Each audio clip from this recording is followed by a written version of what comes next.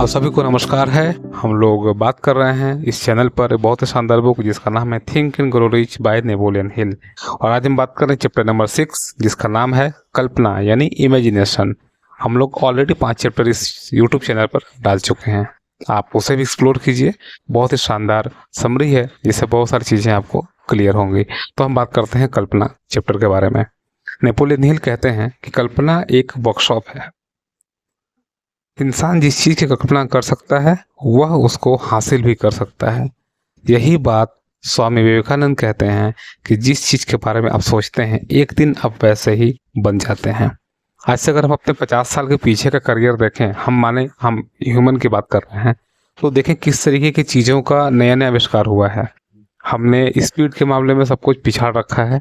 लगभग हम 200 से 300 किलोमीटर की रफ्तार है उससे भी थोड़ा तेज चलने के इक्विपमेंट बना चुके हैं, मशीन बना चुके हैं। हम हवाई जहाज का आविष्कार किया ह्यूमन ने, जो कि इमेजिनेशन का बहुत बड़ा एग्जांपल है। मोबाइल फ़ोन हो गया, टीवी हो गए और बहुत सारी चीज़ें, यहाँ तक कि मेडिकल के दुनिया में भी बहुत बड़ी संख्या में हम लोगों ने नई चीज़ों को क्रिएट किया है। और सारा का सारा जो श्रेय जाता है वो कल्पना शक्ति को जाता है। बिना इमेजिनेशन के ये चीज़ कभी भी संभव नहीं हो सकती थी।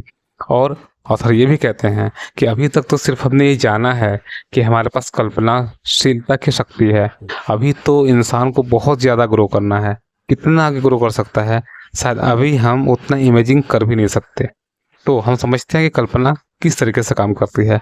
कल्पना इमेजिनेशन के 2 पार्ट होते हैं, एक होती है जटिल कल्पना और एक होती है रचनात्मक यानी कि क्रिएटिव। जटिल क्या होता है? जटिल यानी कि हम बात कर रहे हैं कॉम्प्लेक्स थॉट फॉर्म की, कॉम्प्लेक्स इमेजिनेशन की। जटिल का मतलब होता है कि जैसे आपके पास कोई संसाधन है, उन्हीं संसाधन को मिला करके हम क्या बना सकते हैं। वो जो थॉट फॉर्म होता है उसमें जो इमेजिंग हम करते हैं उसको बोलते हैं जटिल कल्पना यानी कि कॉम्प्लेक्स। जैसे कि ये काम करते हैं साइंटिस्ट, ये काम करते हैं आपके इंजीनियर, क्या क्या हमारे पास सामान है उससे क्या बना सकते हैं। लेकिन एक टाइम के बाद आपको क्रिएटिव माइंडसेट बनाना ही पड़ेगा, आपको क्रिएटिव इमेजिनेशन करना ही पड़ेगा, अभी कुछ नया बन सकता है। अदरवाइज जो हमारे पास अवेलेबल है उससे मिलता जुलता कुछ कुछ बनाया जा सकता है। तो बात यही हो रही है कि 2 तरह के थॉट फॉर्म होते हैं, 2 तरीके के हमारे पास इमेजिनेशन पावर होते हैं और दोनों का ही इस्तेमाल हमें करना पड़ता है। ऑथर कहते हैं कि रचनात्मक कल्पनाशीलता के द्वारा इंसान का जो फाइनाइट माइंड है यानी जो स्टेबल माइंड है वो इनफाइनाइट इंटेलिजेंस के साथ कनेक्ट हो जाता है। यानी अगर आपकी इमेजिनेशन पावर स्ट्रांग है तो आप किसी सुपर पावर से, नेचुरल पावर से कनेक्ट हो जाते हैं। और इसी शक्ति के द्वारा सभी मूलभूत या नए विचार इंसान को प्रदान होते हैं। और इसी शक्ति के द्वारा कोई इंसान दूसरे इंसान के सबकॉन्शियस माइंड के साथ कन्वर्सेशन कर पाता है। ये लाइन बहुत इंपॉर्टेंट है कि एक व्यक्ति दूसरे व्यक्ति के सबकॉन्शियस माइंड के साथ कन्वर्सेशन कर पाता है। एक वीडियो में हमने बात किया था कि हमारे माइंड के अंदर 2 ट्रांसमीटर होते हैं जो नेचुरल हैं, एक ब्रॉडकास्टिंग होता है, एक रिसीवर होता है।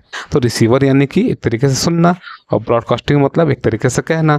तो यही तो एग्जाम्पल है कि हमारा सबकॉन्शियस माइंड दूसरे के सबकॉन्शियस माइंड से कन्वर्सेशन करता है। और हमारे पास अगर प्रॉपर इमेजिनेशन की पावर हो, प्रॉपर हम क्रिएटिव थॉट फॉर्म रखें, तो हमारी जो एनर्जी है वो कनेक्ट हो जाती है नेचर से और हम हर उस व्यक्ति के साथ कनेक्ट हो जाते हैं सबकॉन्शियस माइंड पर, जो हमारे गोल को अचीव करने में हमारा हेल्प करता है। और इसी पावर का इस्तेमाल सभी लोग करते हैं, जितने बिजनेसमैन हैं, जितने भी सक्सेसफुल लोग हैं, वो राइटर हैं, पोएट हैं, साइंटिस्ट हैं, सभी लोग इस कल्पना शक्ति का यूज भरपूर करते हैं अपने गोल को अचीव करने में।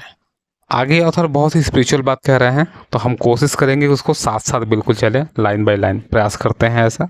वो कहते हैं कि नियम जो अमेरिका की तरफ ले जाते हैं, वो क्या नियम है? उनका कहना है कि इच्छा एक विचार संवेग है यानी कि एक कन्वर्सेशन है। विचार ऊर्जा का रूप है। जब आप धन कमाने के लिए इच्छा से प्रारंभ करते हैं यानी कि जब आप रिच बनने के लिए इच्छा का उपयोग करते हैं, तो आप अपनी सेवा में उन्हीं शक्तियों का प्रयोग कर रहे हैं जिसके द्वारा नेचर ने इस धरती की रचना की है।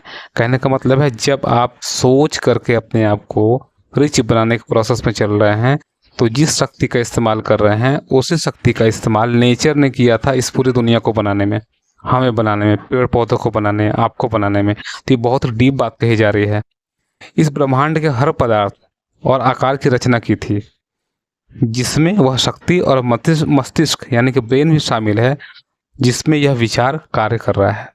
यानी कि जब आप सोच करके अमीर बनने की दिशा में काम करते हैं तो एक तरीके से आप नेचर के साथ साथ चल रहे हैं। नेचर उन्हीं शक्तियों का इस्तेमाल किया है हमें बनाने में, जिन शक्तियों का हम इस्तेमाल कर रहे हैं अपने एम को पाने में। तो बहुत डीप बात है। आगे क्या कहते हैं? आगे कहते हैं कि आप उस नियमों की मदद से अमीर बन जाते हैं जो अपरिवर्तनीय यानी कि जिसको चेंज नहीं किया जा सकता, परंतु पहले इन नियमों को सही से जानना बहुत ही जरूरी है। नेपोलियन हिल कहते हैं कि हमारी यह आशा है कि इन सिद्धांतों को बार बार दोहराएं और इनका हर संभव वर्णन किया जाए, जो शायद आपके सामने वह रहस्य ला दे जिस रहस्य की बात हम कर रहे हैं। यह अजीब और विरोधाभास लगेगा। विरोधाभास मतलब इसे अपोजिट लगे कि नहीं, ऐसा कैसा हो सकता है कि यह रहस्य दरअसल रहस्य नहीं है। यानी ये कह रहे हैं नेपोलियन हिल कि अभी तक तो यही बोला जा रहा था कि इस बुक को पढ़ते चलेंगे तो आपका सबकॉन्शियस माइंड में एक सीक्रेट आ जाएगा, लेकिन अब वो कह रहे हैं कि वो सीक्रेट है ही नहीं, क्योंकि वो तो रियल है।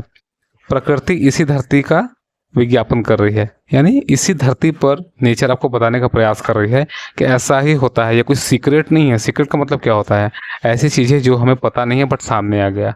लेकिन ऑथर कह रहे हैं कि हम थॉट फॉर्म के थ्रू अपने लाइफ को चेंज कर सकते हैं।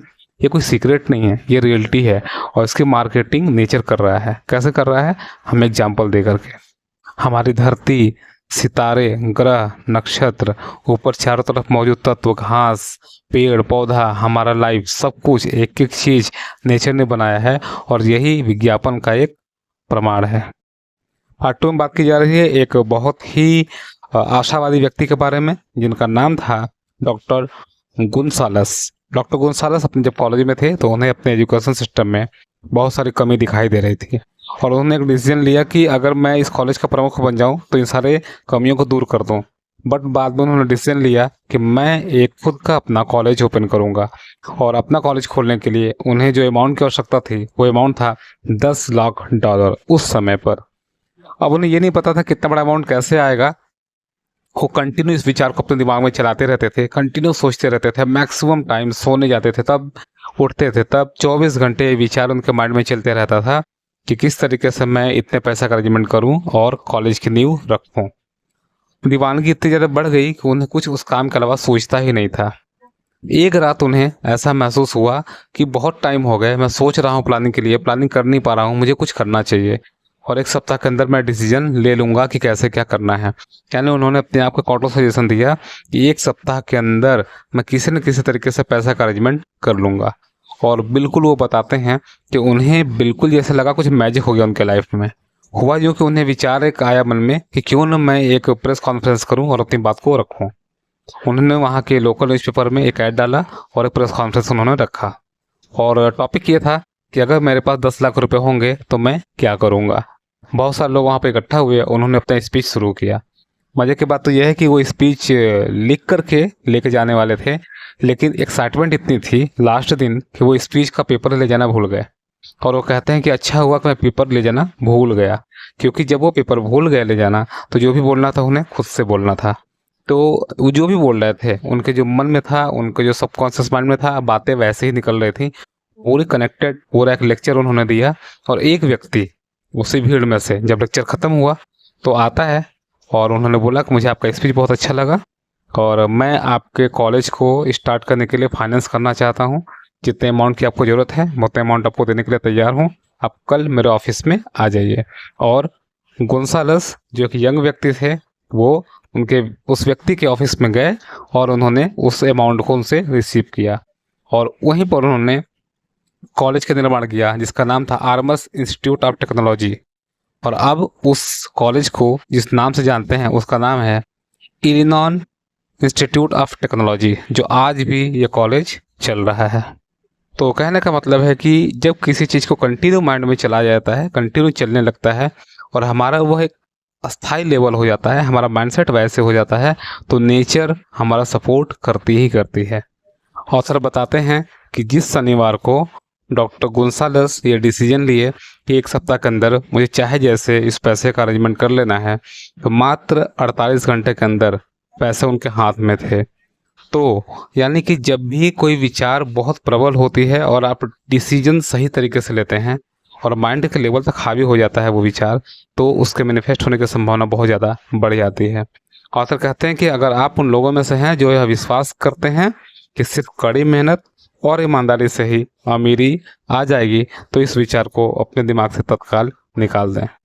अमीरी निश्चित मांग की प्रक्रिया के स्वरूप आती है और यह कुछ निश्चित सिद्धांतों के प्रयोग पर आधारित है। इसका किस्मत या भाग्य से कोई लेना देना नहीं है।